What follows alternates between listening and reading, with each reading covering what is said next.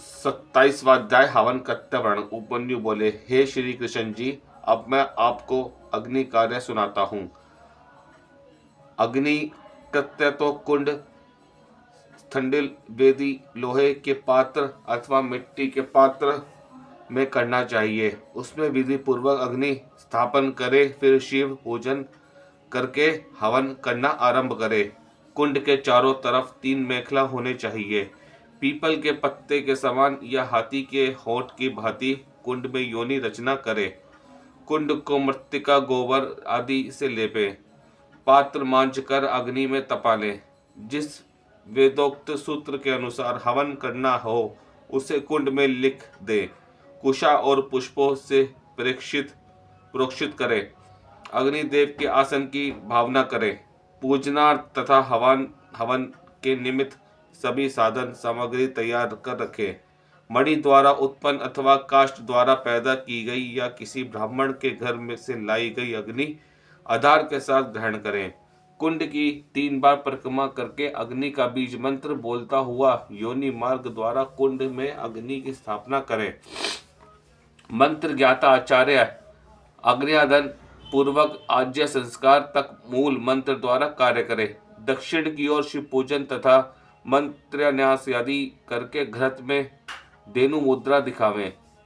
सुत्रुवा आदि या तो तेजस पदार्थों या काष्ठ के होने चाहिए। इन्हें अग्नि में तपाकर प्रोक्षण करें। संस्कार की सिद्धि के निमित्त 7 बीज मंत्रों का होम करें। इस प्रकार की क्रिया से शिव अग्नि संपन्न हो जाती है। फिर शिव आसन स्मरण करें। उसी में अर्धनारीश्वर शिव का आवाहन करके पूजन करें। दीपक तक सिंचन करें। समिधाओं का होम करें। समिधाएं तो 12 उंगली उतना ढाक की होनी चाहिए। दुर्वा दलों की भांति घृत की आहुतियां दे। धान की खोलें। जो सरसों तिल इन्हें घृत में मिलाकर होम करे। घृत की आहुतियों को स्त्रुवा द्वारा एवं हवन सामग्री को हाथ द्वारा आहुतियों देनी चाहिए। यदि सब चीजें ना मिल सके तो एक ही के द्वारा हवन करे। 3 प्रायश्चित आहुतियां दे। तदनंतर बाकी बचे हुए घी को स्त्रुवा में भर ले। उस पर एक पुष्प रखें। धर्म के साथ मूल में ढांप कर पोस्ट तक मंत्र द्वारा हवन करे। पुनः विसर्जन करके अग्नि की रक्षा करे। अग्नि में आसन कल्पित करके प्रथमवत आवाहन करे। देव देवी का पूजन करके कार्य समाप्त करे। वह भस्म अपवित्र स्थान पर ना डाले। उसे लेकर मंत्र द्वारा धारण करे। देव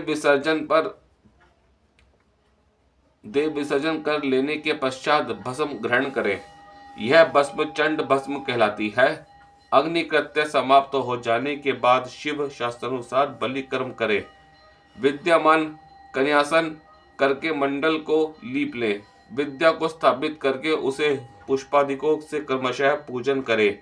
विद्या के सामने गुरु मंडल की रचना कर उस पर सुंदर आसन बिछा करके फल आदि से गुरु पूजन करे। उसके बाद पूजनीय का पूजन भी करना चाहिए।